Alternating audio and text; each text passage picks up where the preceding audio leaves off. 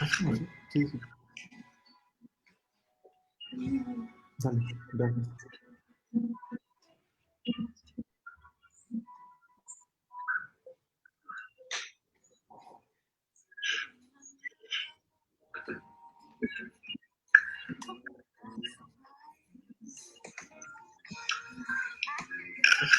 Sí, sí.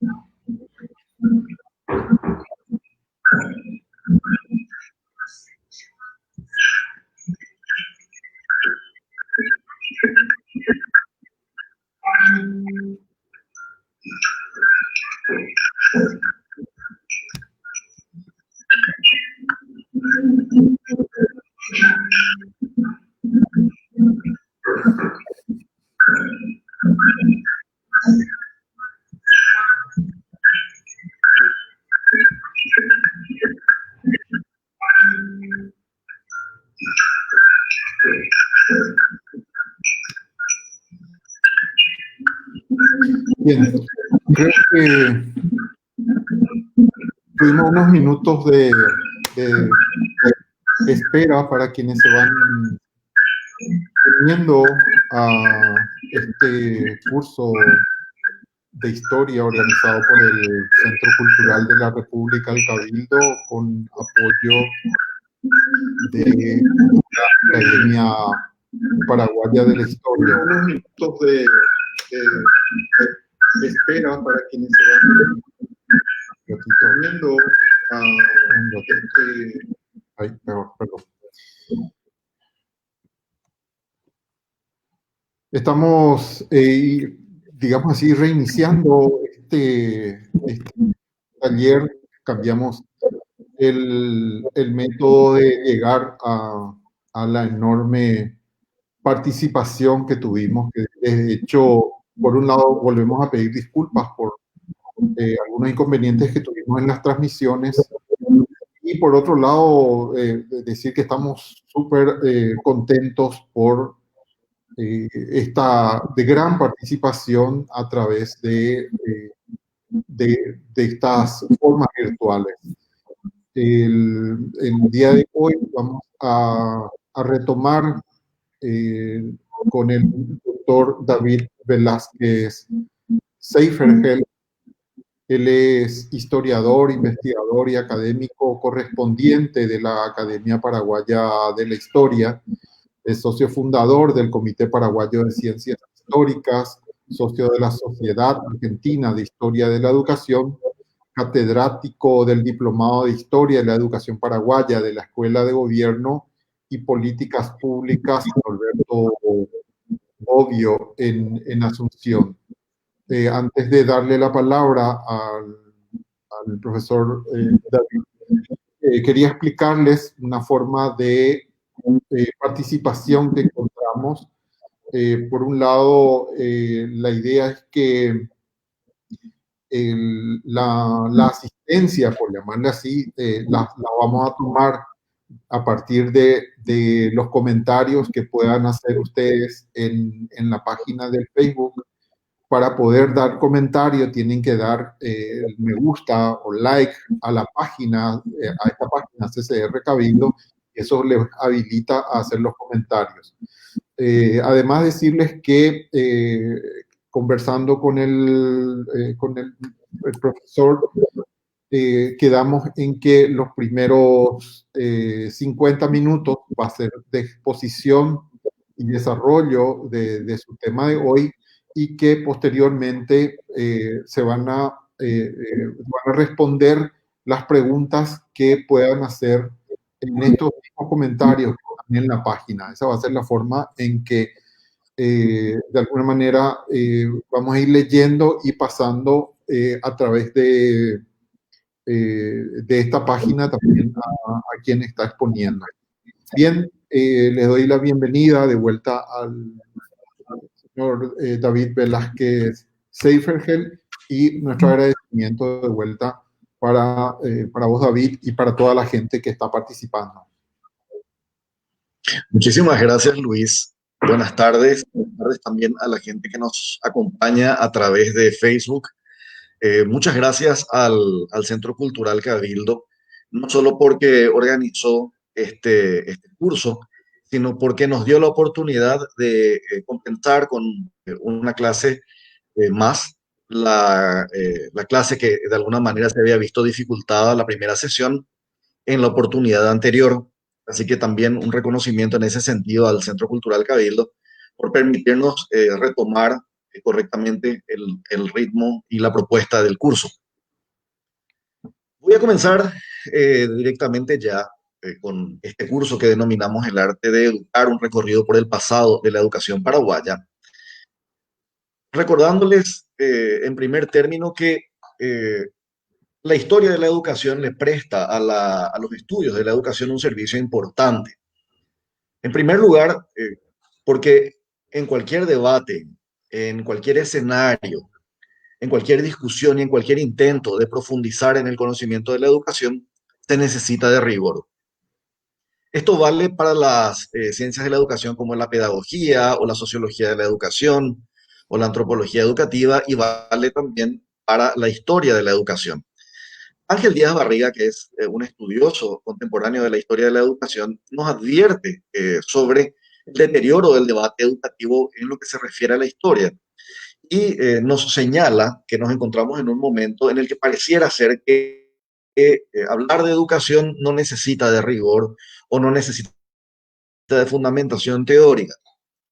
La historia nos va a mostrar con rigor, esperemos que así sea al menos, nos va a mostrar qué y cómo pasa con la historia de la educación a lo largo del tiempo. Vamos a concentrarnos, obviamente, en el caso de Paraguay, pero vamos a tratar de cumplir con esta consigna, con esta idea de Ángel Díaz Barriga, de no disminuir el nivel del debate, de no sacrificar rigor para debatir, para discutir, para dialogar y para conocer más sobre el pasado de nuestra educación. Dicho esto, el curso tiene por finalidades o por objetivos principalmente dos. El primero de ellos, que podamos identificar aspectos críticos del pasado de la educación paraguaya, incluyendo la revisión de políticas públicas de educación, la revisión de las condiciones sociales, económicas, políticas y culturales de la educación, y también la revisión de aspectos teóricos, aspectos pedagógicos, aspectos didácticos de la educación en la medida en que consideremos que son importantes para comprender el presente de la educación paraguaya. Ciertamente nos remontamos muy atrás en el tiempo, nos vamos a conocer este pasado desde la época provincial del Paraguay, pero los historiadores hacemos el ejercicio de establecer con el conocimiento, con el mejor conocimiento que tengamos de un campo, el mejor conocimiento posible, algunas continuidades o discontinuidades, llamamos la atención sobre aspectos del pasado que nos parece que siguen hoy. Entonces, no es la historia misma la que establece las continuidades o rupturas, sino que es la visión de quien está estudiando la historia la que establece estas continuidades y rupturas. Entonces, para eso es importante remontarnos al pasado y ver si en este pasado están los orígenes, los sentidos fundamentales, iniciales, fundadores de muchos de los aspectos de la educación paraguaya, incluso hasta hoy. Creo que sí, y por eso la propuesta es remontarnos hasta ese momento. Y en segundo lugar, como es un campo, el de estudios de la historia de la educación paraguaya, que es discontinuo, comienza una buena parte de esto en el marco de las discusiones sobre la identidad paraguaya que tuvieron lugar a fines del siglo XIX y principios del siglo XX. En ese marco ya comienzan algunas reflexiones, después se va abandonando el camino de la historia de la educación paraguaya. Ramón Indalecio Cardoso es el que va a intentar establecer muchos años después, casi 30 años después, un esfuerzo de periodización de la historia de la educación paraguaya.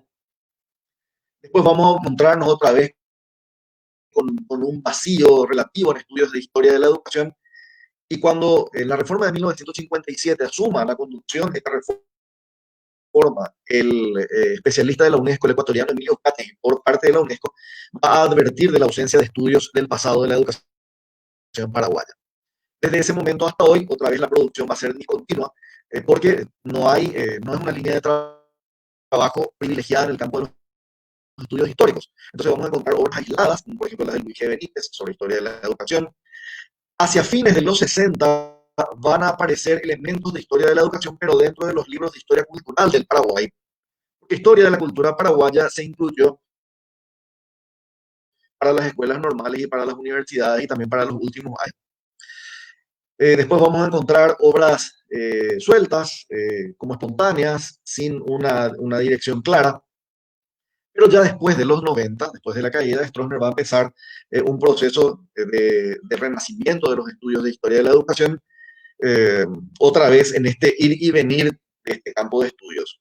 Esperamos también, una de las cosas que esperamos es que haya mayor continuidad en este campo, porque creemos que los aportes de este campo son importantes para la comprensión del presente de la educación, obviamente, en relación con otras ciencias también, juntando la historia con otros campos científicos, de cara a la formulación de proyectos hacia el futuro. Entonces es importante definir por eso, por estas idas y venidas de los estudios de historia de la educación, cuáles son las limitaciones de los estudios. Y las voy a mencionar en la medida en que avancemos en nuestra presentación. ¿Cuál es el contenido de esta primera sesión entonces? Vamos a trabajar sobre todo la educación en el Paraguay provincial, Paraguay colonial. Vamos a hablar de cómo a lo largo de un periodo de 3 siglos aproximadamente, la educación tiene un núcleo fundamental de objetivos que no se transforman en lo esencial, pero sí hay algunas prácticas que se van modificando, y también hay algún tipo de institucionalidad que va cambiando, sobre todo de la mano del cabildo.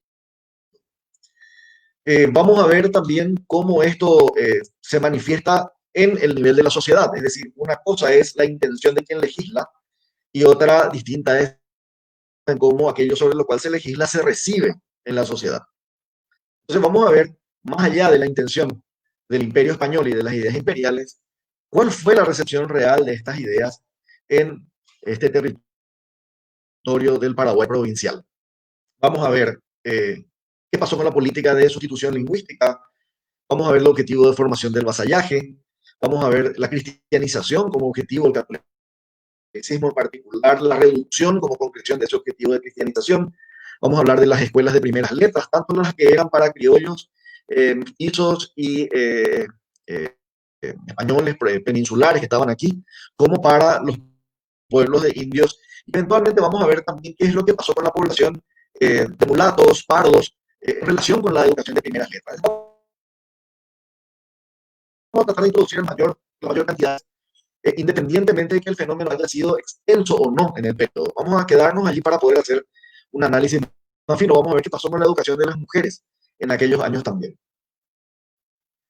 Vamos a ver el papel de las órdenes religiosas en la educación secundaria y en la educación superior, lo que llamaríamos educación secundaria y superior, porque básicamente fueron los espacios donde eso se pudo hacer en el Paraguay colonial o en el Paraguay provincial. Y vamos a ver algunos instrumentos, algunos dispositivos pedagógicos. En particular vamos a ver los catecismos, porque los catecismos, que son textos de pregunta-respuesta, que favorecen la memoria, que están inclinados a la memorización, sobrevivieron por largo tiempo, o incluso después de los periodos coloniales de los distintos estados, sobrevivieron como forma de educación, como texto educativo. Pero nosotros vamos a detenernos en los catecismos religiosos y los catecismos teológicos políticos del periodo provincial del Paraguay.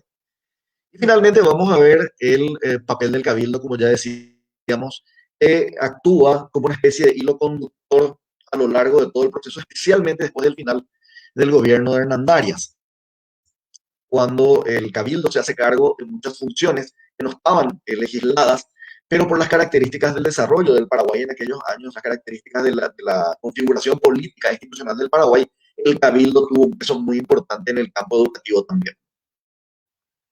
Entonces, esta es la presentación inicial, los objetivos, los contenidos de esta primera sesión de trabajo. Entonces, para entrar en el tema, quiero retomar un texto del año 1796. Es una carta, un informe que el gobernador Lázaro de Rivera envía al virrey, ya Paraguay formaba parte del virreinato del Río de la Plata, donde podemos en dos párrafos principales de este informe encontrar un informe muy extenso, pero podemos encontrar qué concepto tenía el imperio de lo que Lázaro de Rivera era un gobernante borbónico, afín al despotismo, afín al absolutismo, y nos dice en este informe, en dos párrafos, ideas que son fundamentales. La primera dice, a la penetración de vuestra señoría no puede ocultarse que la buena educación es absolutamente necesaria y que ella es la que proporciona a la juventud la instrucción que debe tener de nuestra santa religión, el primer elemento, y de todas las obligaciones inherentes a un buen vasallo, el segundo elemento. Todos los individuos que componen una sociedad bien reglada deben ser religiosos, honrados, atentos, atentos y fieles a los preceptos del soberano y de su legislación. Todos deben saber leer, escribir y contar, por lo que estos conocimientos pueden influir en el acierto de los negocios públicos y privados. Continúa diciendo Rivera, creo que este camino es el único que debe seguirse para asegurar la educación de la juventud y que los indios se pongan en el estado de civilidad que nuestros... Ese párrafo es de 1796, estamos casi al final del periodo provincial, pero es una, quizás más allá de las intenciones de Rivera, una muy buena síntesis de lo que había pasado en los 2 siglos y medio precedentes, prácticamente de la vida del Paraguay. Ustedes pueden ver allí los elementos fundamentales: formación religiosa, la formación en el vasallaje como fines últimos. Los atributos para lograr esos fines son la religiosidad, la honradez, la obediencia, la fidelidad al monarca y a sus leyes, y también una finalidad que es la inicial de la conquista, que es civilidad, entre comillas, de los habitantes originarios de América, de los indios. Entonces allí tenemos una muy buena síntesis, insisto, Rivera, no sé si quería hacer o no esta síntesis, pero una muy buena síntesis de lo que pasó en general en el periodo colonial. En otro párrafo de Rivera, en la misma carta, dice que todo esto se consigue por medio de buenas escuelas de primeras letras. Es el elemento fundamental, la escuela de primeras letras. No es el seminario, no es el aula de humanidades, no es un aula de latinidad, son las escuelas de primeras letras. ¿Por qué? Porque la mayor parte de la población va a pasar por estas escuelas. La provincia las tiene, dice Rivera, pero por una fatal desgracia y por varias causas que frecuentemente se reúnen a separarnos del mismo bien que buscamos, se ve que hasta ahora no se ha conseguido el fruto que prometían estos útiles establecimientos. Y refiriéndose Rivera en particular a la situación de los habitantes originarios, dice, indios no saben de su ignorancia, obviamente es una percepción eurocéntrica, no tienen conocimiento ni un remoto de nuestra lengua, lo cual indica para nosotros el fracaso de las políticas de sustitución lingüística y de castellanización forzosa. Las dotaciones de maestros se han llevado y llevan crecidas sumas, dice Rivera, queriendo significar con esto que estaba pagando mucho para un sistema que estaba fracasando. Eso es lo que estaba queriendo decir Rivera, porque después va a proponer una serie de reformas que ya no nos toca ver aquí. Y después de estos sacrificios, vuestra señoría toca por sí mismo, dice Rivera finalmente, la situación infeliz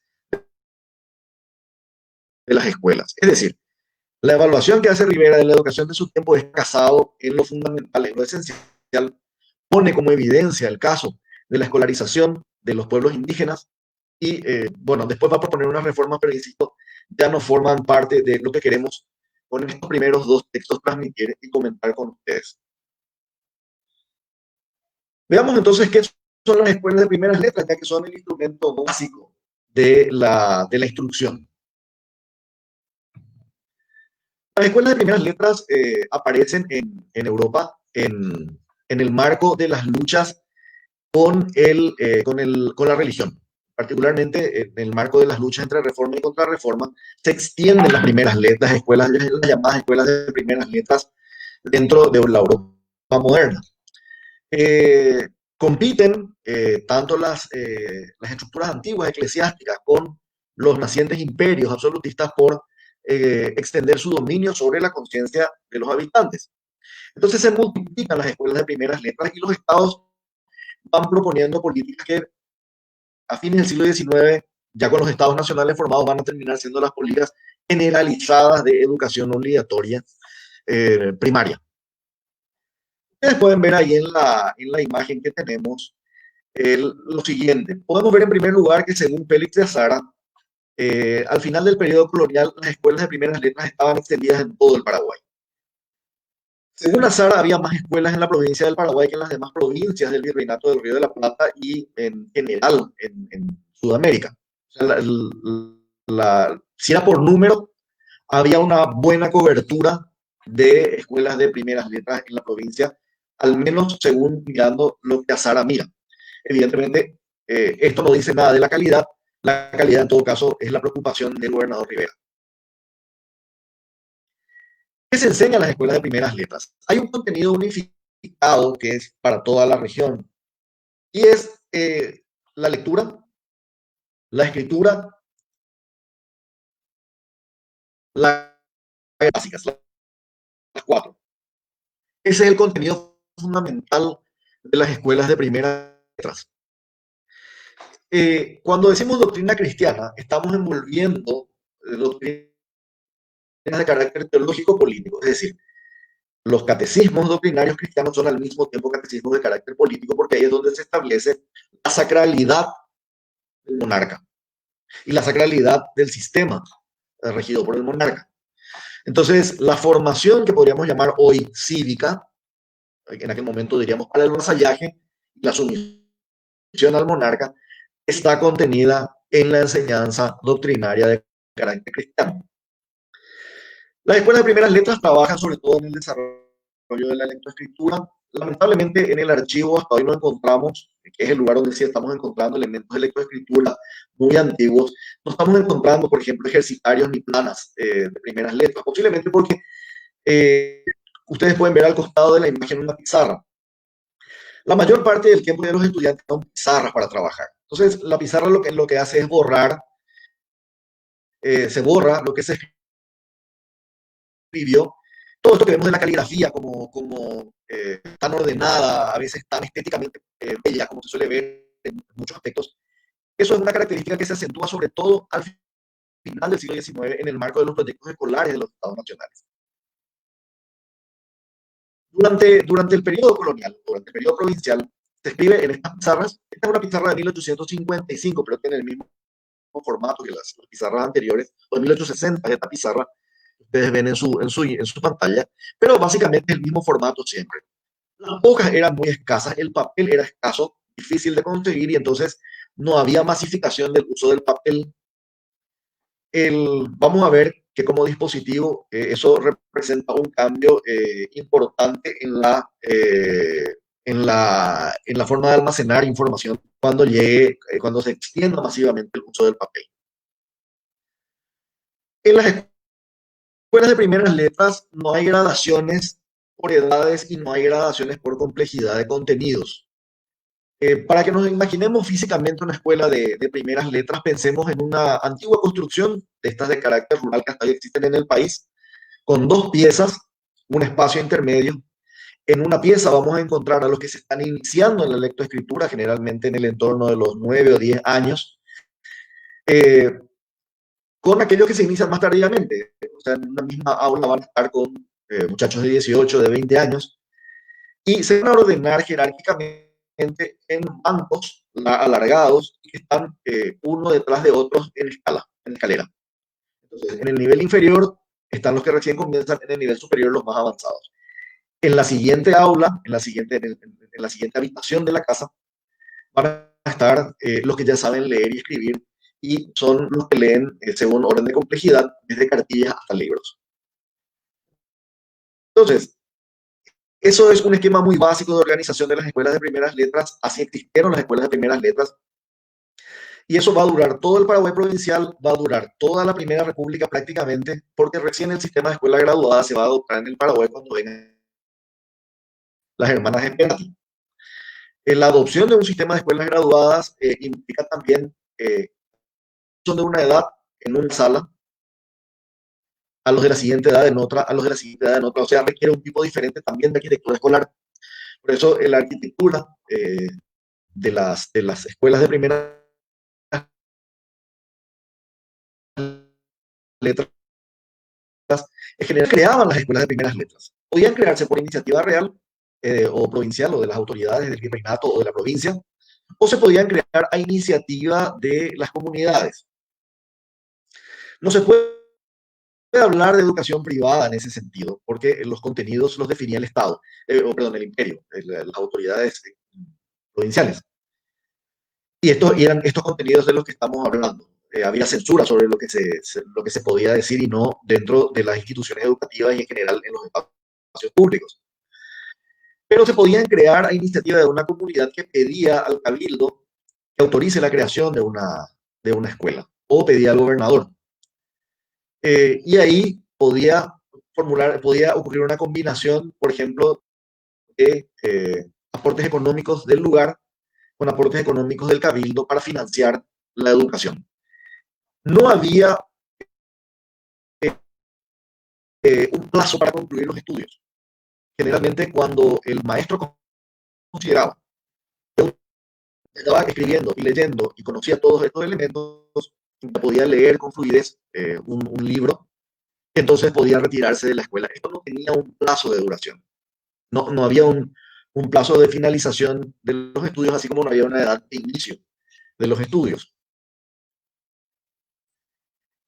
Insisto, esta pizarra que ustedes ven es una pizarra de 1860, perteneció a un niño, un maiteño, que se llamaba Juan Pío Prieto. Juan Pío Prieto fue combatiente de Acostañú, fue combatiente de las batallas de diciembre, de la guerra del 70 también, sobrevivió a la guerra, fue preceptor de escuelas, enseñó en su zona natal, enseñó en Pilar, enseñó en Ilombú. El año pasado la promoción de nuestra educación llevó su nombre. Juan Pío Prieto es un personaje que nos sirve para ver cómo fue cambiando el sistema con el tiempo. Aparte, digamos, de los méritos de alguien que es recordado como, por ejemplo, una persona que nunca faltó a clases a pesar de las dificultades del medio donde vivía y a pesar de haber tenido manejado los conceptos modernos de la pedagogía de su tiempo. Esa es su pizarra. Nos había sido prestada por sus descendientes en un momento determinado para la muestra que hicimos el año pasado de historia de la educación paraguaya. Seguimos entonces comentando más esto. El elemento con el cual se trabaja la formación cívico-teológico-política es el catecismo. Un texto que está estructurado en forma de preguntas y respuestas.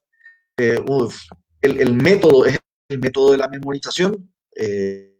Hay una característica que tienen los procesos de alfabetización de ese tiempo, es que son procesos, como están controlados por la censura, son procesos que están pensados para memorizar, no para trabajar reflexivamente la palabra.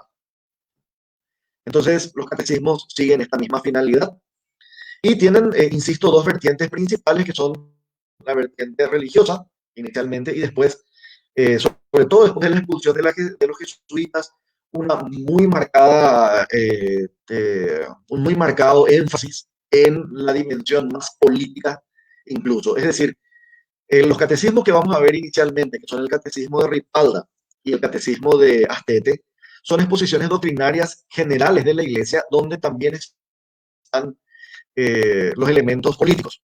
Pero el concepto fundamental es toda la religión católica en sí. Cuando son expulsados los jesuitas, cuando ocurre la rebelión de Tupac Amaru, sobre todo los tipos de catecismo o el tipo de catecismo que va a aparecer es un catecismo más teológico político, o sea, mucho más destinado a profundizar en el análisis de la naturaleza de la monarquía y su vínculo con lo sagrado, con la divinidad. Acá tenemos una imagen del catecismo de Ripalda, originalmente es de 1591, pero tiene centenares de ediciones porque este catecismo se usó inclusive hasta el siglo XX. Fue durante mucho tiempo una de las versiones oficiales de la doctrina de la Iglesia Católica. Y el otro catecismo también de esa época, también no jesuita, es el catecismo del padre Gaspar de Astete, que también tiene muchísimas ediciones, insisto, eh, hasta que cambia doctrinariamente también el cristianismo con el concilio, sobre todo con el concilio Vaticano II. Pero doctrinariamente, por eso vemos que los años de estas imágenes que tenemos aquí son 1800 o 1700, pero estos catecismos se escribieron a fines del siglo XVI. Y encontramos el registro del uso de estos catecismos aquí en el Archivo Nacional.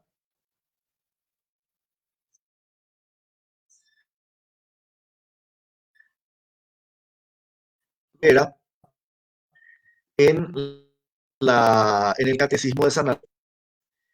El Catecismo de San Alberto fue escrito por el obispo José de San Alberto. Él era zaragozano, vino a ejercer su ministerio aquí en América. Y en el momento en que él llegó a América, se encontró con que estaba en desarrollo la rebelión de Tupac Amaru. Entonces escribe un catecismo, él, donde reafirma, él es muy regalista, él es muy partidario del regalismo, es cesarista, y su catecismo inicialmente se usa en la institución educativa que él dirigía, que era un asilo para niñas huérfanas, originalmente. Por el peso que tenía José de San Alberto en la iglesia local, comienza a usarse también en todas las escuelas y se tiene que leer también en las misas. Es decir, es un instrumento cívico, no solo para escuelas, un instrumento de vasallaje, perdón, no solo para escuelas, sino también para iglesias y otros espacios de difusión y de instrucción y de educación. En ese momento era gobernador de la provincia de Mojos, Lázaro de Rivera. Lázaro de Rivera envía a un sacerdote, que es José Mariano Martínez de Velasco, a copiar y hacer una síntesis, un resumen, perdón, del Catecismo de San Alberto. Él le trae Martínez de Velasco a Rivera, siendo gobernador de Mojos, este resumen, y a su vez Rivera hace un texto todavía un poco más resumido, que incorpora como cartilla cuando viene como gobernador al Paraguay. Entonces, la cartilla de Rivera, que son 2 hojas, es un muy apretado resumen de las conclusiones principales del Catecismo de San Alberto, hecho este resumen con la mediación de otro sacerdote que es José Mariano Martínez de Velasco.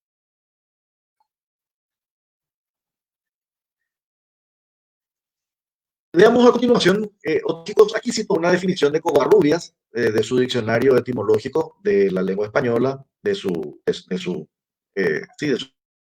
diccionario con el origen de las palabras, y él juega con la palabra enseñar, por ejemplo, vincula enseñar con insinuare, que significa introducir en el seno de alguien algo, o en el corazón, dice él, la doctrina, y también relaciona con la palabra latina sene, de donde proviene senectud o vejez, porque relaciona con el hecho de que las personas mayores transmiten el saber a los menores, a las nuevas generaciones. De hecho, la función original de la educación, una de las funciones clásicas, es la de socialización en las costumbres, en los hábitos, en las normas de una sociedad.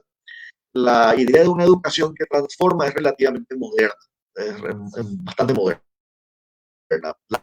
La función clásica de la educación es la reproducción de los saberes en una comunidad determinada. Entonces, cuando pensamos en ese momento, tenemos que pensar que se trata de métodos que son de carácter directivo, jerárquico, unidireccionales, donde el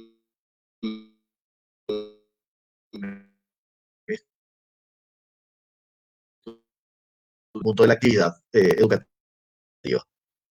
Obviamente, esta pedagogía estaba afirmada y respaldada por la posibilidad del castigo escolar, ¿no? El concepto de que el cuerpo aprendía mediante la mortificación era un concepto que recién empezó a erradicarse cuando en el campo del derecho Beccaria, en su tratado de las penas, empieza a decir que las penas físicas no disminuyen el delito.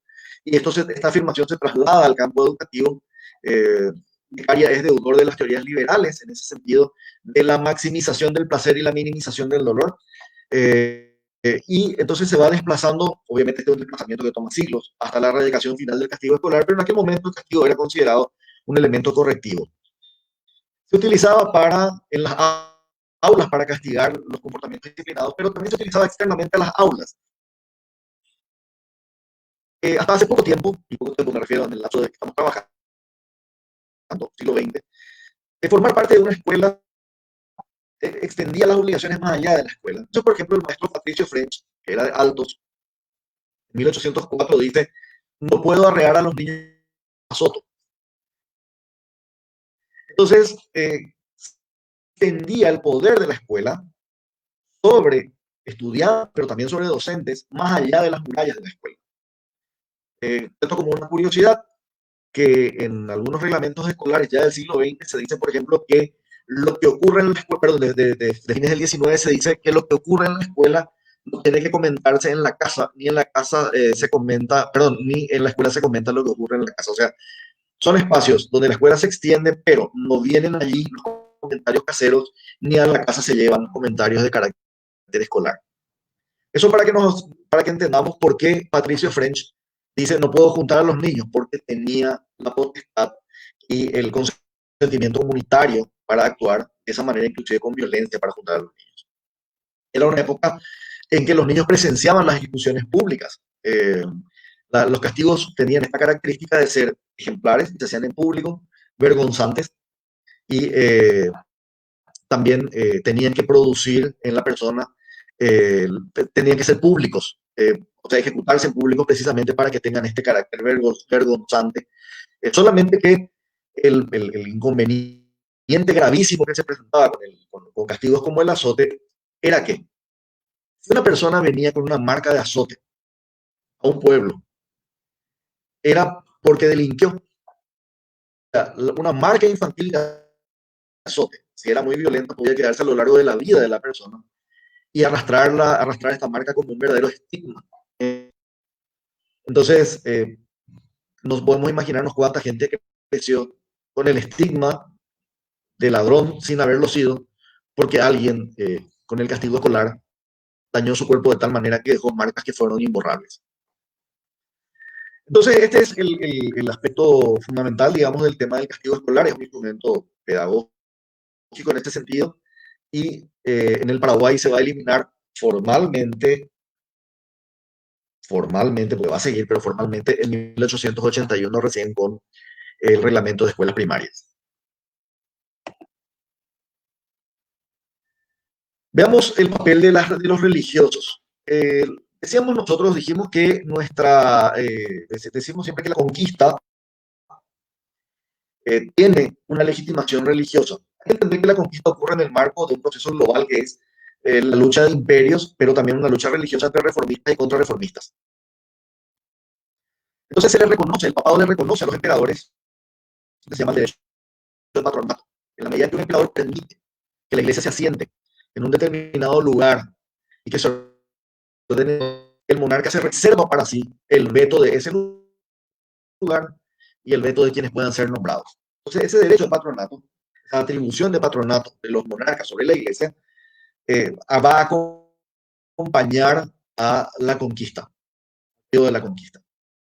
Por eso, en las capitulaciones de Pedro de Mendoza, él se obliga a llevar personas religiosas o eclesiásticas para la instrucción de los indios naturales de aquella tierra a nuestra Santa Fe Católica. En 1534 todavía no había esta distinción de sus pueblos, todavía seguían siendo, y van a ser jurídicamente hablando, y esa confusión inicial colombina se va a mantener incluso en el orden jurídico.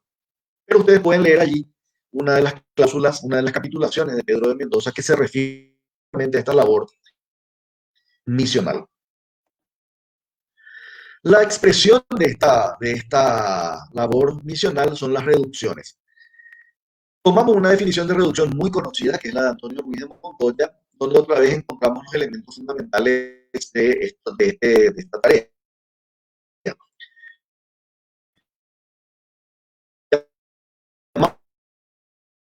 Vamos valles, en escondidos arroyos, en 3, 4 o 6 casas solas, separados a legua, 2 o 3 y más, los redujo, ese espacio amplio, la diligencia de los padres, a poblaciones grandes y a la vida política y humana. O sea, fíjense, reducir a alguien a la vida política y humana significa entender que la vida anterior no lo era. ¿Ah? Eso tiene que estar muy, muy presente en nosotros, porque a pesar de la bula de 1537 del Papa Paulo III, que decía todos los indios son seres humanos, o todos los pueblos son seres humanos, la convicción no estaba necesariamente tan arraigada. Entonces todavía Montoya, en el siglo XVIII, seguía diciendo que fue la diligencia de los padres la que redujo a vida humana y civilizada política a los indios. Y a beneficiar al algodón que se vista, porque comúnmente, dice Montoya, vivían en la desnudez, que era punto de los rangos que cantaba a los europeos, sobre todo a los sacerdotes de aquí. Ahí tenemos una imagen que unos 3 conceptos que son importantes y que utilizó el Imperio Español para justificar esta tarea de reducción. Decía de los indios que son incapaces de gobernarse a sí mismos, viven en la gentilidad, y eso generaba en el Imperio Español la obligación de tutela, si no se podían defender de sí mismos, eran como menores. La palabra menor significa privado de algo, no tiene que ver con la edad, sino con la privación. Son antropófagos, se dañan a sí mismos, entonces hay una obligación de someterlos para evitar que se violenten. Y son paganos, o sea, creen en múltiples dioses o no creen en el Dios único del cristianismo, y entonces hay una obligación de evangelización. Esos 3 elementos jurídicos se concretan en todo el orden jurídico imperial y también en las reducciones en particular. Vuelvo a insistir en esto. Estos son los conceptos contextuales del imperio. Obviamente, si nosotros tomamos las voces, vamos a encontrarnos con rebeldías, con resistencias, con negativas a aceptar este nivel de sometimiento y, sobre todo, cuestionando estas afirmaciones que están hechas desde la perspectiva de un imperio. Y esto es importante también recordar. No tenemos demasiados estudios sobre esto, tenemos que irnos a Susnik. Muy recientemente los aportes de Milá y de Guillaume Candelá nos esclarecen mucho más sobre esto. Los aportes en general de los estudios coloniales, como los de Ignacio Telesta, también nos permiten comprender mejor esa otra voz, la voz del que está siendo oprimido por este orden. No es un orden que se impone sin resistencia, es un orden que se impone con resistencias. Entonces, sobre eso también tenemos que trabajar para comprender determinados fenómenos de la educación de aquel momento. El gran ideólogo de estos conceptos es Juan Ginés de Sepúlveda, que no los vio materializarse todos porque él falleció en 1573. Es el que polemizó en la famosa polémica de Valladolid con Fray Bartolomé de las Casas. Vamos a ver una imagen que todos creo que conocemos razonablemente bien, que es esta conocida imagen del libro del padre Peramas de la reducción de Candelaria, donde podemos ver la estructura física de una reducción y el ordenamiento de las casas, de los talleres, de la iglesia, de la plaza, del lugar desde donde se administra la reducción. Es solamente una imagen a título ilustrativo, insisto, creo que mucha gente conoce este tipo de imagen sobre las reducciones. No nos quedamos mucho allí y continuamos tratando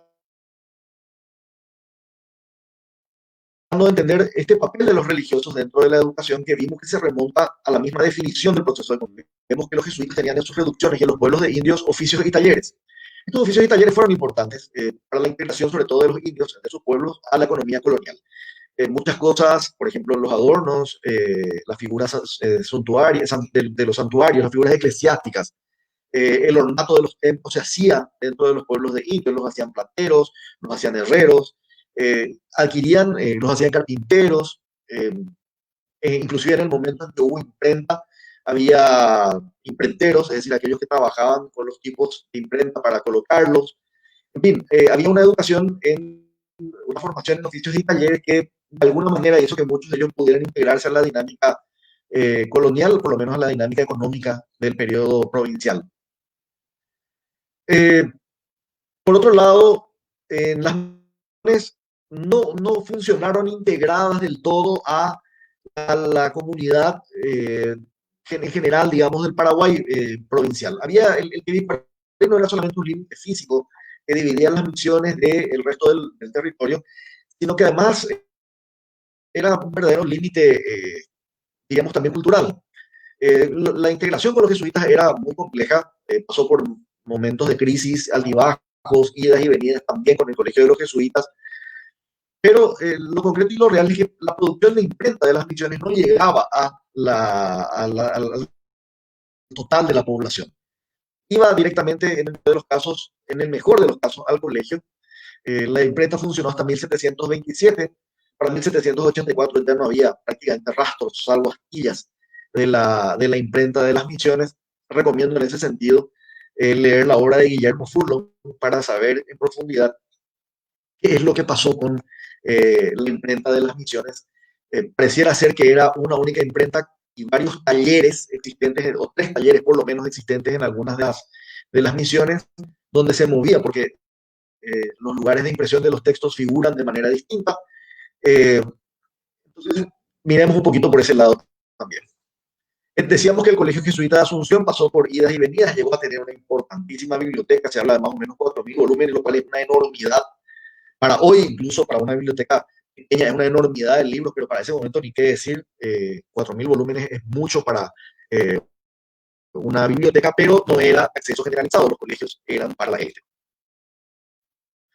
Luego, cuando los jesuitas son expulsados, se consolida la figura de los colegios mayores y los colegios reales. Entonces, en el Paraguay se decreta en 1780 y unos años después comienza a funcionar el Real Colegio Seminario de San Carlos, que tiene un régimen que es otra vez una institución dirigida a la élite, e incluye, como vamos a ver después, a los hijos de los caciques, también de los pueblos. No es para todos, ni siquiera es para todos los mestizos, no es para el pueblo en general, ni siquiera para los pueblos de indios en general, pero sí para una élite donde de alguna manera está incluida el cacicazgo y su descendencia. Finalmente, para una provincia como el Paraguay, que no tuvo universidad y no la iba a tener, fue importante que en un momento dado el Papa Clemente III le diera a los dominicos la potestad por 8 años de expedir títulos. No encontramos hasta hoy evidencia sobre si se llegó alguien o no aquí a graduar en el Paraguay con algún título de grado, pero seguimos buscando. El Archivo Nacional es todavía un espacio misterioso, hay 3,5 millones de documentos por explorar allí de todas las épocas.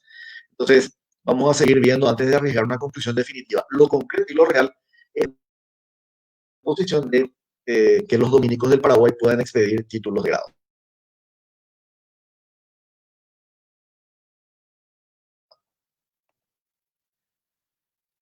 Les voy a mostrar a continuación de qué es lo que pasaba con las lecturas dentro del colonial. Está un poquito lenta la computadora, pero no había, los libros impresos eran muy pocos, como dijimos recién. Estaban reservados a la élite, pero sobre todo a los curas.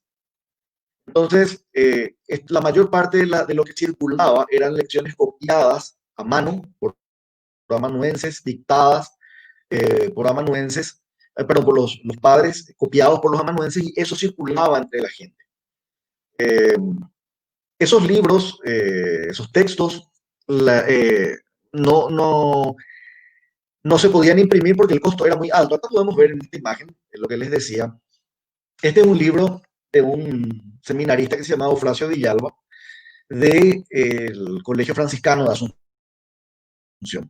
Había problemas con los colegios, la mayor parte no quería quedarse en los colegios y inclusive en algún momento uno de los últimos gobernadores del periodo colonial, el gobernador Alós, dijo: basta de mudarse de seminario, porque se mudaban de un seminario a otro en la medida que encontraban que eran más difíciles las clases. Entonces dice que eso no debía ocurrir. Este manuscrito, que es de 1804, se ve que pasó por varias manos hasta que llegó a la de Eufrasio Villalba. Tiene una característica interesante y llamativa en la hoja en la que está abierto, en la que está abierto el manuscrito, y es que al final dice: buen cuaderno, pero es lástima que yo no pueda entender nada. Porque está en latín y está en griego. Incluso al lado hay una expresión del que publica esto, del que escribía ahí a mano en guaraní. O sea, escribir notas en el cuaderno con respecto a cómo eran las clases no es ni mucho menos actual. Decíamos nosotros que los religiosos también cumplieron una función importante en el tema de evangelización. Para eso encontramos en ellos un, un dato que es importante. Son la elaboración de las gramáticas basadas en lenguas indígenas. Vemos, por ejemplo, en las imágenes que acompañan esta presentación, un arte de la lengua quechua, de un jesuita, el padre Diego de Torres. Después tenemos un arte de la lengua del reino cachiquel, en Guatemala, también elaborado en el siglo XVIII. El catecismo en lengua tomi. Es decir, los jesuitas, sobre todo, hicieron este esfuerzo de plasmar en gramática las lenguas indígenas, como parte de la política de los Austrias, de la Casa de Austria, que era sustituir progresivamente la lengua. Es decir, no radicalmente, no dramáticamente las lenguas indígenas, sino progresivamente. Entonces aparecen estos catecismos, y en el caso del Paraguay, en el sínodo que se realizó acá en 1603, se ordenó la enseñanza en lengua guaraní por ser más clara y hablarse generalmente en estas provincias, dice el texto. Con respecto a los indios, dice, podrán ser más bien enseñados y entenderán mejor la doctrina cristiana y por ese camino les oirán con mayor gusto y amor. Esto, que inicialmente se previó para los indios, terminó siendo una consigna dirigida a la población en general, porque ya para mediados del siglo XVII, y eso como muy tarde incluso, el guaraní se hablaba como hoy hablamos aquí en el Paraguay, es decir, estaba tan extendido como está hoy, se hablaba como hoy lo hablamos en términos de extensión de la población que lo hablaba, el tamaño, de la magnitud de la población. Pero los jesuitas hicieron este esfuerzo. Una vez que los jesuitas son expulsados y la Casa de Austria cede su lugar a la Casa Borbónica, ocurren procesos de sustitución mucho más violentos. Por eso la expresión de Lázaro de Rivera se explica en ese contexto. Eh, Nosotros podemos ver que va a haber polémicas teológicas también, por ejemplo, entre Bernardino de Cárdenas y los jesuitas, porque una de las reservas que había con respecto a traducir la doctrina a los idiomas indígenas era que estos podrían no reflejar acabadamente los conceptos teológicos. Entonces, había esta polémica. Y por otro lado, los funcionarios burocráticos querían que la gente aprenda lo más rápido la lengua castellana porque no iban a ser indígenas. Ahí vemos de la lengua guaraní, tenemos por ejemplo las obras de Montoya, Arte y Vocabulario de la Lengua Guaraní, y la explicación del catecismo en lengua guaraní hecha por Nicolás Yapucay dentro de la escrita e impresa dentro de la imprenta de la reducción. Esto se hizo con la dirección del padre Pablo Restivo, que es uno de los estudiosos de las lenguas en aquel momento. También el guaraní tuvo su tesoro de la lengua guaraní hecho por el padre Antonio Ruiz de Montoya. Vamos finalizando esta presentación recordando el papel que cumplió el cabildo. El Paraguay fue una zona sui generis debido al aislamiento geográfico, especialmente después de la partición de 1621. La educación ante los cambios que ocurrían con los gobernadores, de las dificultades para que asuman los obispos dentro del Paraguay. Entonces el cabildo asumió, como dice Linda Mazare de Costianos, que en una cita que es fantástica, asumió funciones como una suerte de derecho consuetudinario. Ciertamente las leyes de Indias son leyes casuísticas, lógica necesariamente en todas, además son 3 siglos. Pero lo que se nota es que el cabildo va estableciendo este poder que tiene sobre la educación como resultado de vacíos institucionales reales de poder en muchos periodos de la historia de Paraguay provincial. Sus funciones fueron promover la apertura de escuelas, muchas veces siempre fue responsable de finalmente designar a los maestros propuestos a veces por las comunidades y ejercer superintendencia sobre las escuelas, controlando que lo que se enseñe en ellas se ajuste a la ortodoxia, y también era económicamente subsidiario, es decir, pagaba locales o podía pagar salarios de maestros cuando estas comunidades no podían, sobre todo, cumplir con estos compromisos. La educación estaba, como estaba segmentada la sociedad en general, había una segmentación socio-racial, había una segmentación por género, y todo esto desembocaba en las segmentaciones jurídicas. Veamos entonces la segmentación socio-racial de la educación. Los colegios reales y los colegios mayores eran para la élite, el estamento dirigencial del criollo y patricio de la sociedad. Y en el caso del Paraguay, a los mestizos que estuvieran relacionados con este estamento también. por las características de la configuración de la población paraguaya. Estaban incluidos los hijos de los caciques, como dice Joaquín Alós y Bru, que los hijos de los caciques de pueblos de indios sean educados en los colegios seminarios. Pareciera ser que aquí, en el Real Colegio Seminario, se formaron los tres primeros sacerdotes indígenas de todo el Río de la Plata, que son Victoriano Toubé, Juan de la Cruz Yaguareté y José Domingo Guainaré. Los pueblos de indios pagaban las becas de estos hijos de caciques que venían a estudiar al colegio seminario. Y bueno, tenemos tres nombres, e insisto, parecen ser los tres primeros sacerdotes indígenas ordenados en el Río de la Plata. La segmentación por género nos conduce. Perdón, la segmentación socioracial siempre nos recuerda que había escuelas para los indios en los pueblos de indios, otros no podían ir a esas escuelas, había restricciones para el ingreso, lo posible de criollos y de españoles y de mestizos a los pueblos de indios. Eh, y estas escuelas fueron formadas en virtud de ordenanzas, de hernandarias. Y me quedo un ratito en el caso del pueblo de Moncada, porque es un caso de un pueblo de pardos y mulatos libres, donde en las instrucciones de Pedro Melo de Portugal, al fundarse el pueblo, se señalan, primero, que la instrucción en la escuela se va a hacer en castellano; segundo, que los muchachos de 5 a 11 años debían servir a sus padres, excepto aquellos que tenían calidad para el canto. Esos iban a ir a la escuela a continuar con sus estudios de primeras letras desde muy temprano.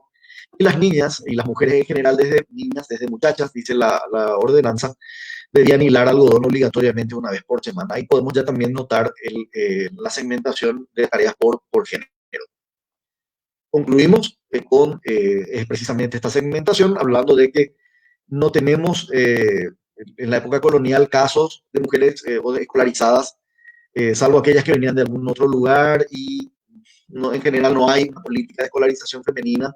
Hay una educación para el orden doméstico dentro del orden colonial. De hecho, la mujer tiene también el carácter de minoridad, similar al que tienen los indígenas, secundaria respecto del varón en ese sentido. Pero encontramos dos casos documentados de asilos para niñas huérfanas. Uno, en 1596, el caso de Juan de la Orden, hombre honrado, dice el acta del Cabildo, buen cristiano temeroso de Dios nuestro Señor, se tiene que hacer cargo de los huérfanos y las huérfanas. Y años después, la hermana Francisca Jesús de Bocanegra, que falleció en 1617 y que hasta que falleció enseñó doctrina cristiana y actividades hogareñas a las niñas. Esta es la segmentación por género en este momento. Nuestro curso está orientado a entender sobre todo la educación común o de primeras letras, algo quizás de colegios. No vamos a entrar en el campo de las universidades. Solamente allí quiero agregar que los paraguayos que querían hacer estudios universitarios iban a San Marcos de Lima o la Universidad de San Felipe y Santiago en Chile, actualmente Santiago de Chile, y la Universidad de Córdoba. Entonces, cuando hacemos historia de la educación, trabajamos con el enfoque comparado y recurrimos también a esas fuentes, no solamente a las que tenemos aquí en el Archivo Nacional, sino también a las fuentes que recurrieron estos habitantes del Paraguay provincial en busca de estudios superiores. Aquí llegamos con la primera y abrimos el espacio para las preguntas que tengan.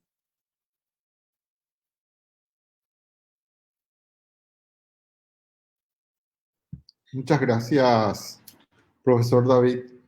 Evidentemente teníamos algunos problemas en la señal de Internet, sobre la cual en realidad no tenemos posibilidades de intervenir porque ya es una cuestión que tiene que ver con las compañías que proveen.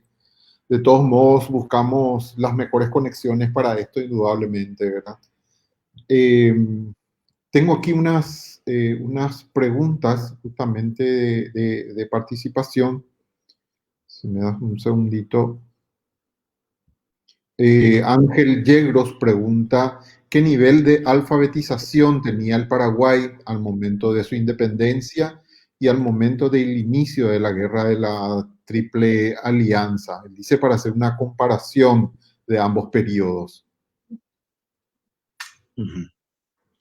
Es una muy buena pregunta, Ángel. Yo quisiera contestar la segunda parte en la siguiente sesión cuando vamos a hablar de la Primera República, pero hacia el final del periodo colonial es muy difícil saber porque los censos de época no detectan la alfabetización como una de las preguntas que se hacía. En ese sentido, el, no con, la historia de la alfabetización nos remonta a otros lugares donde la alfabetización tenía un fin tan marcado que se registraba y se podía identificar. En el caso del Paraguay, pareciera ser que si por alfabetización nosotros entendemos solamente la lectoescritura y la posibilidad de firmar o entender un documento muy básico. Hay que recordar que alfabetización es una palabra de fines del siglo XIX y otras expresiones como alfabetismo funcional son ya inclusive de mediados del siglo XX. Pero si entendiéramos solamente la capacidad de leer, escribir, interpretar un texto breve y firmar, podríamos decir que entre los varones los niveles de alfabetización, si entendemos en esos términos, son altos. Pero es muy poco probable que podamos pasar a la siguiente capacidad de la alfabetización, que es la comprensión lectora, porque la enseñanza era muy memorista y entonces no había posibilidad de discutir sobre las palabras, que es el requisito que permite vincular la palabra con la realidad. Si nos trasladamos a otra realidad, como por ejemplo Suecia, en el caso de Suecia ocurre un fenómeno que no se da en otro lugar. Una unión entre la iglesia y la monarquía sueca en 1686 produce una norma legal que obliga a toda persona que quiera recibir los sacramentos, la sueca es una iglesia protestante, pero que quiera recibir sacramentos, acceder, por ejemplo, al matrimonio o un tipo de sacramento similar, a que sepa leer. Se traduce la Biblia del latín a las lenguas vulgares, a las lenguas de difusión, y todo el mundo tiene que saber leer. No puede no saber leer.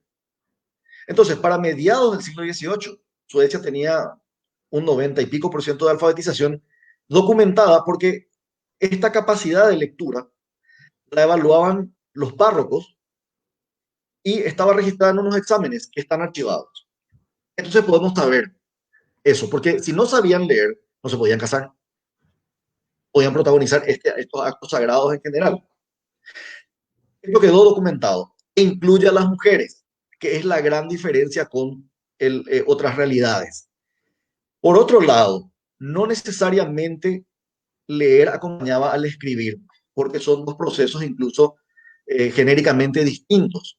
Por eso hay en algunas culturas la lectura es de ideogramas, o sea, de figuras que simbolizan algo, y en nuestro caso nuestra lectura es de fonemas, o sea, nosotros leemos un signo que decimos que se corresponde con un sonido, no leemos un significado en una palabra.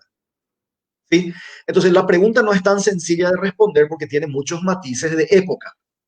Hoy estaríamos de acuerdo porque desde mediados del siglo XX y de la mano de la UNESCO se impulsan políticas de alfabetización y se establecen algunos mínimos. Pero, por ejemplo, en el diccionario de lectura y escritura aparecen 38 definiciones de alfabetización.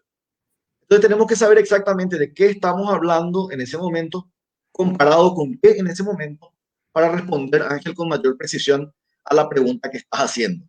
Si entendemos por estos mínimos, vamos a ver muy extendidos entre los varones, nulo entre las mujeres. Bien, una segunda pregunta de Francisco Gustavo Ferreira. ¿Quiénes seleccionaban a los maestros? Bueno, en los documentos que tenemos en el Archivo Nacional aparece que la designación de los maestros en general la hace el Cabildo a lo largo de prácticamente todo el tiempo, porque era la institución más continua del periodo colonial.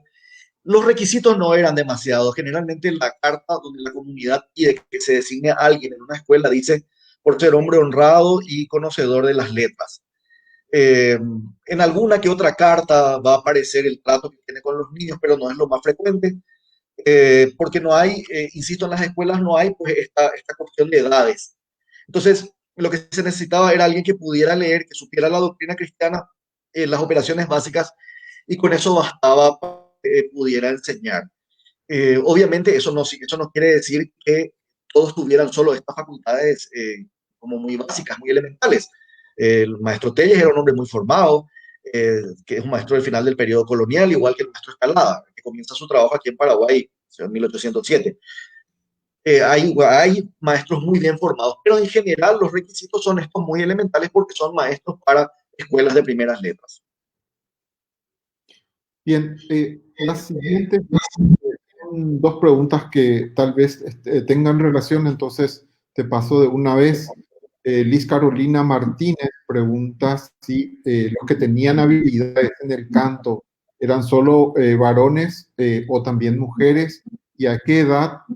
Y por otro lado, Elba Rocío Leiva hace el comentario o la pregunta es, entonces, la segmentación desde años remotas fomentó la discriminación de géneros.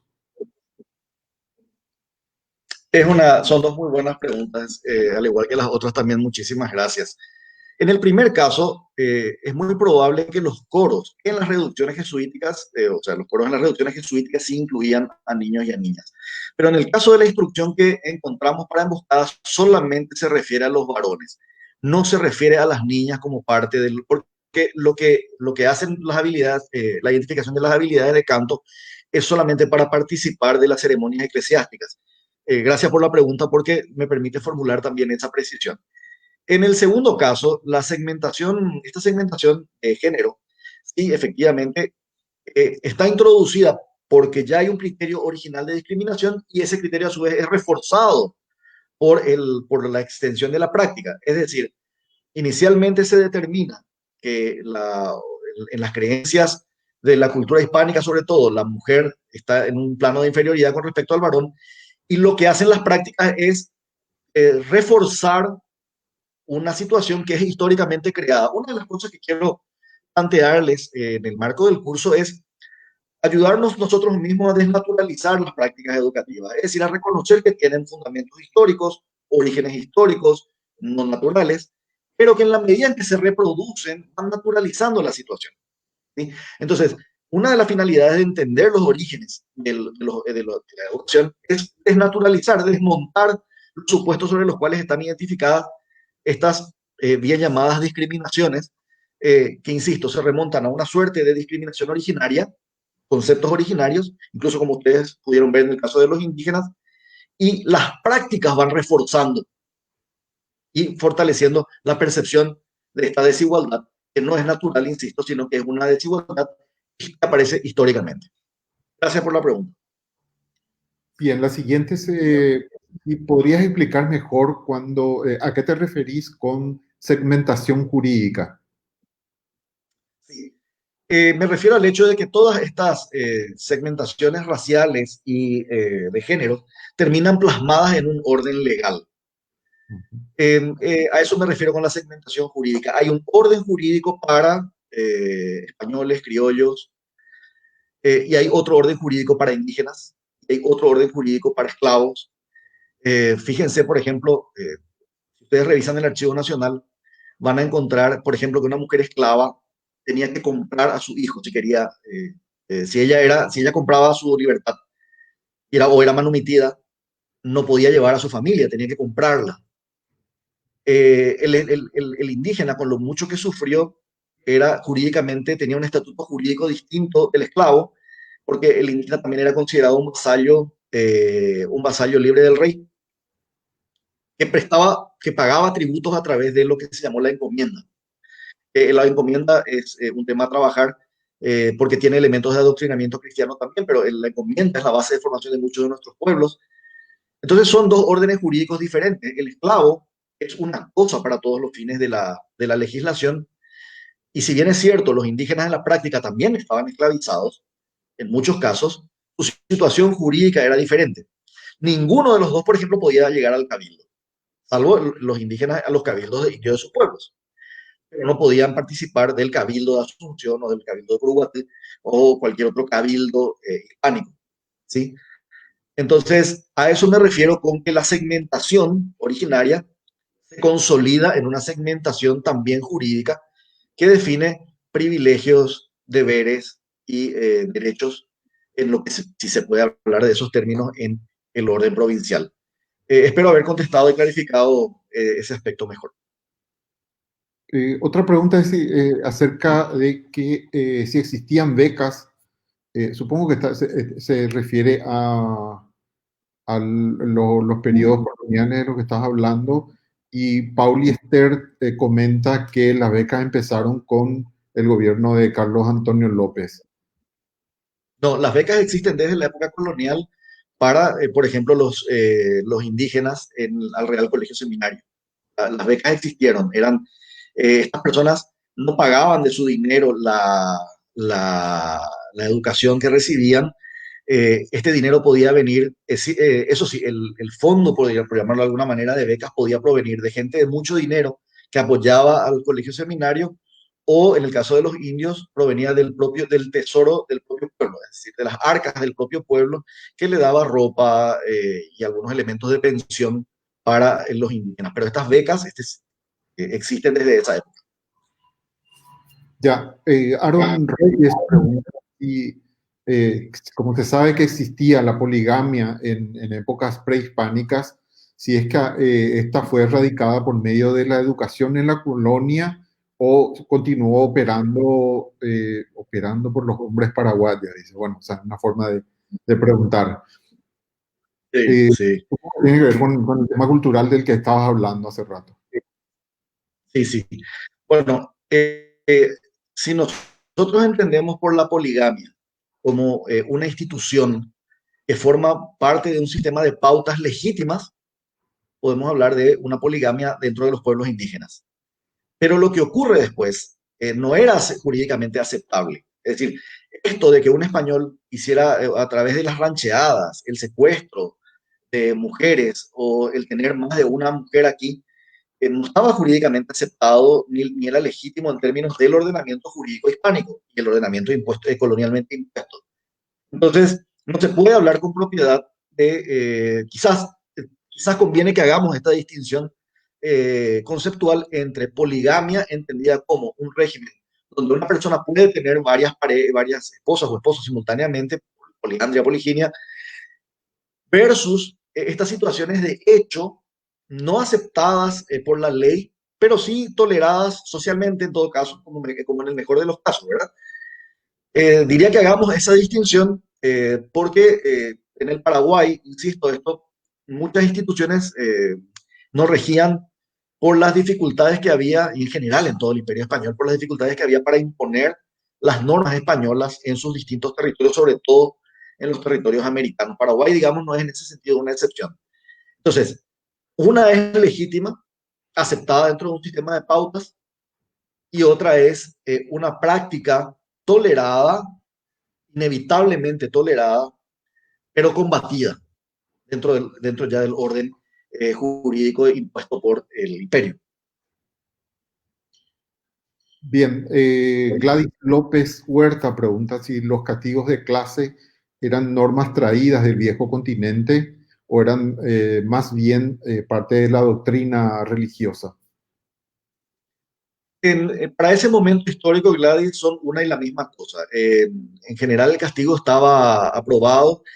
Recuerden ustedes que el territorio americano, conquistado por España, era una prolongación también del territorio católico. Estaba prohibida la entrada de moros, estaba prohibida la entrada de judíos, estaba prohibida la entrada de protestantes. Es decir, el orden jurídico español se reprodujo en América. Entonces, eran prácticas de las escuelas hispánicas y eran prácticas que se reprodujeron aquí en las escuelas.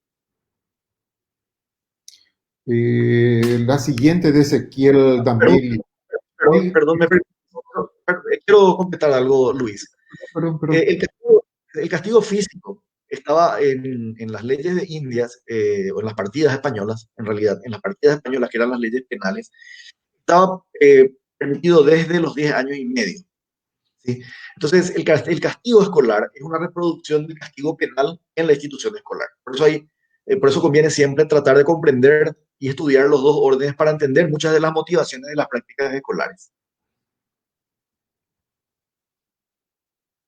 Sí, vuelvo a la siguiente. A ver. Sí, perdón. Escucha. Dale, vuelvo a la siguiente pregunta de Ezequiel Damelio. hay registros de escuelas de primeras letras en el periodo provincial y cantidad de alfabetizados. De lo primero tenemos, de lo segundo casi no tenemos. Lo que pasa es que se crea la escuela y nos dice, por ejemplo, para cuántos hay. A diferencia de la Primera República, donde tenemos bastante información sobre el número de estudiantes que concurren a las escuelas, sobre todo las creadas por el Estado, del periodo colonial tenemos solamente el pedido de creación de escuelas. A veces aparece la nómina de los padres que piden las escuelas, pero no dice cuántos hijos tienen. Insisto, esta correlación, perdón, este dato no está incorporado a los censos. Entonces, no sabemos con certeza cuál pudo haber sido en algún momento dado el total de la población escolarizada en el periodo colonial, porque tenemos los pedidos, tenemos los nombramientos, pero no sabemos a cuántos niños finalmente llegaron.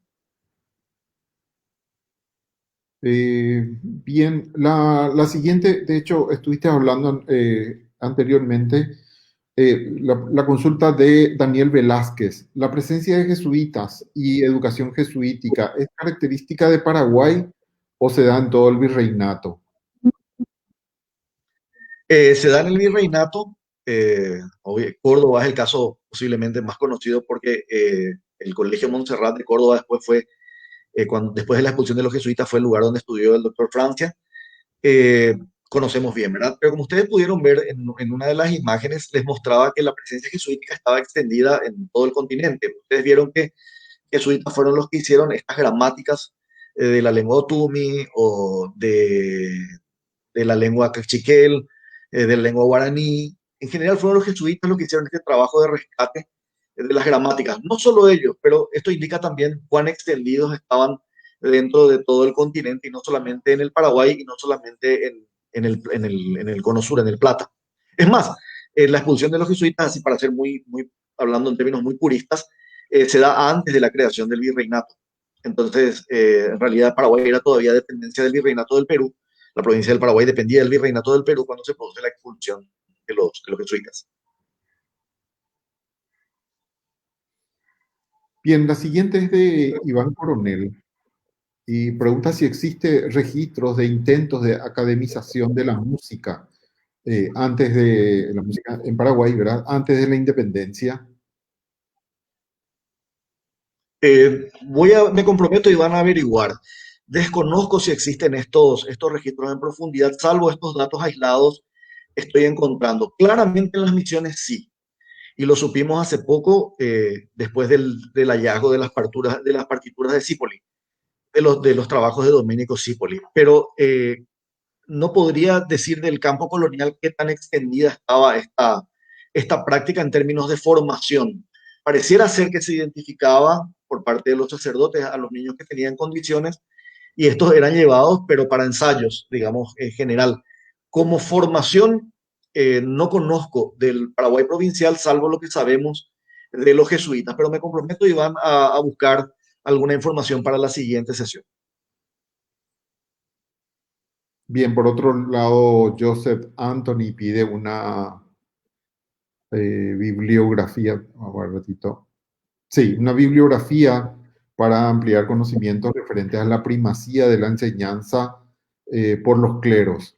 Y eh, están hablando, sí, o sea, ¿qué funciones tenían los clérigos en la educación colonial? Que es más o menos la misma, ¿verdad?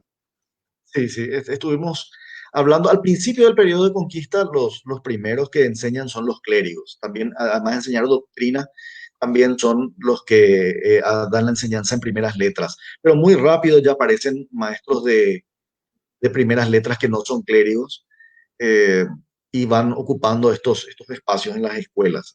Que también una cosa que aparece que no dijimos, dentro de las escuelas de primeras letras, la educación en general, es que es un instrumento de control también, porque, por ejemplo, en el caso de Hernán Arias, al principio, cuando creas algunas escuelas y talleres, él dice que son, por ejemplo, voy a utilizar los términos de época, para jóvenes de la vagancia, o sea, no, gente que no estaba con oficio conocido, sobre todo chicos, eran enviados a estas escuelas donde eran espacios también de reeducación y de control del comportamiento. Lo de la bibliografía, Yo utilizo como bibliografía el texto introductorio que preparé a la historia de la educación paraguaya, que es el libro Boe, pero recomiendo también leer el libro de la doctora Olinda Mazare de Kostianowski sobre la instrucción en el Paraguay colonial, que es un abordaje exhaustivo de la educación en aquel periodo, eh, con mucha información, mucha documentación sobre las distintas modalidades y aspectos de la educación en ese periodo. Bien, tenemos unos 10 minutos finales. Quiero decir que hay todavía así unas 30 preguntas que no las vamos probablemente a poder contestar todas, pero sí, yo voy dando las lecturas según como fueron, en el mismo orden en que fueron llegando, y trataremos de por lo menos hacer la mayor cantidad de respuestas. Fidel Rojas pregunta, eh, en el caso del castigo que se practicó durante siglos, ¿cuál fue la constante para que perdure durante 5 siglos dentro del sistema educativo? ¿Cuáles fueron las condiciones que permitían esta práctica a pesar de los grandes avances en materia de derechos humanos, especialmente en el siglo XX? ¿Qué hizo posible esta práctica? Fidel, por razones solamente de manejo del curso, me voy a remitir al periodo colonial y en todo caso voy a abordar el tema de castigo también en las siguientes clases, porque como bien decís, esta práctica persistió. El castigo la educación provincial, en el periodo provincial del Paraguay, está asociado a las creencias de la época de que la corrección física funcionaba también para la corrección del alma, ¿sí? Entonces, está legitimado el castigo. Y las tendencias iluministas europeas tardaron en llegar a las escuelas, y no solamente en Paraguay. El Congreso Pedagógico Alemán de 1871 todavía seguía aceptando el castigo físico como parte de la educación. Entonces, hubo un debate inicial en torno a la eficacia del castigo físico, sobre todo. Y después del castigo físico le reemplazó el castigo vergonzante. Por ejemplo, tenemos ya en el siglo XX denuncias contra escuelas que le suben a los niños y le paran frente a todos, que le ponen el gorro con las orejas de burro, que le hacen poner un cartel donde tienen que escribir la palabra burro y ponerse colgados de sí mismo, ¿verdad? O los niños que no llegaban aseados a la escuela eran mostrados ante todos los demás como ejemplo de suciedad. El castigo vergonzante siguió. El castigo físico, en teoría, comenzó a erradicarse en 1881, pero antes de eso, en el periodo colonial, está legitimado por el concepto de que la corrección física también corrige el alma humana. Entonces, o la letra con sangre entra, si ustedes quieren utilizar una expresión más conocida. Y el concepto iluminista de maximizar el placer para aprender y minimizar el dolor es un concepto que tardó mucho, mucho, más de 2 siglos, en formar parte de la educación. No fue fácil y de hecho, digamos, mucha gente sigue pensando que el castigo físico es necesario. Pero para responder a tu pregunta situado, nos quedaríamos por hoy en esto y vamos a ver qué pasó con el castigo físico en el siguiente periodo. Sí, Atahualpa Cruz pregunta si los indígenas eran obligados a asistir en algún momento o era estrictamente voluntaria, que también una pregunta de Hilda Vera, si todos accedían a las escuelas de primeras letras. Y Mariela Fleitas pregunta si existía una institución específica encargada de velar por la instrucción educativa en la época colonial.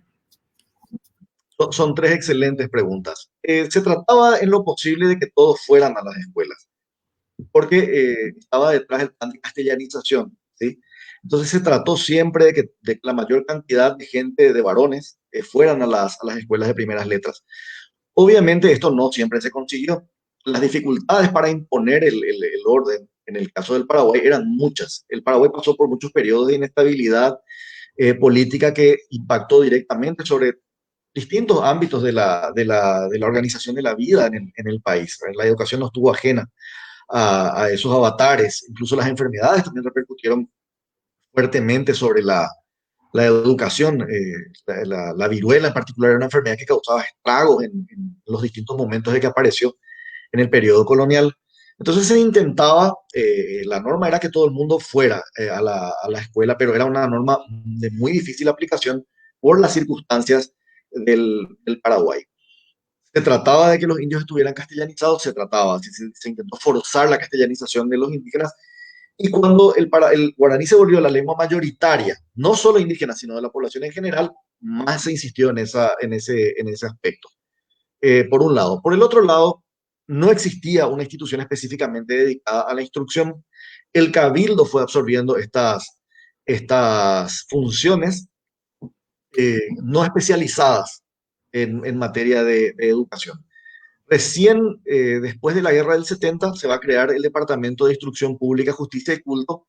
Antes de la guerra del 70, en la época de Carlos Antonio López, el ministerio, y en la época de Francisco Solano López, el Ministerio de Gobierno se hacía cargo de los temas de la educación. De todos modos, la palabra final tenían tanto Carlos Antonio López como Francisco Solano López, aun cuando existía este Ministerio de Gobierno.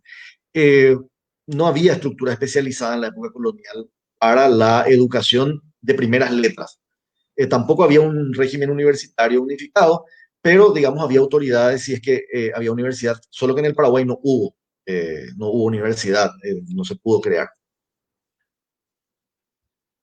Bien, Fernando Pereira pregunta justamente sobre eso, si es que hay algún nativo, sería indígena, en el periodo jesuita que haya sobresalido.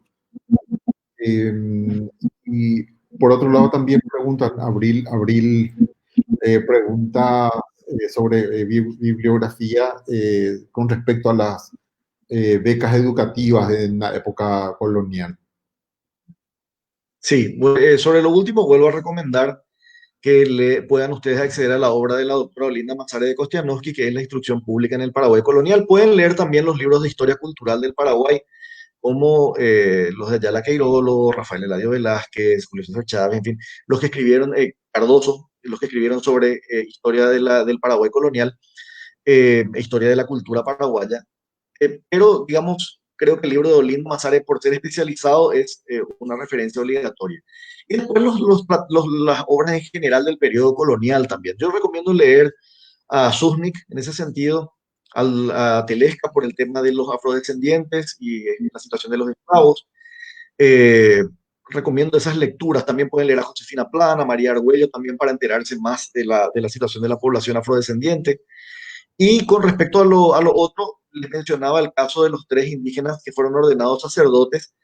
eh, y en las reducciones mencionaba el caso de Nicolás Yapuguay, pero pueden leer ustedes ahí los memoriales de los jesuitas para enterarse de más nombres de quienes se destacaron en las artes dentro de las reducciones de los indígenas, estoy hablando, ¿verdad?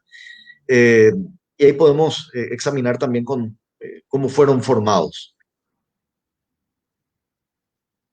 Bien, como comentario, quiero decirte que hay varias preguntas y comentarios acerca del castigo físico, el castigo vergonzante, pero como estamos ya cerrando y también que habías dicho que ibas a seguir desarrollando, solo para decir que realmente hay mucho interés acerca de eso, si querés volver a comentar algo.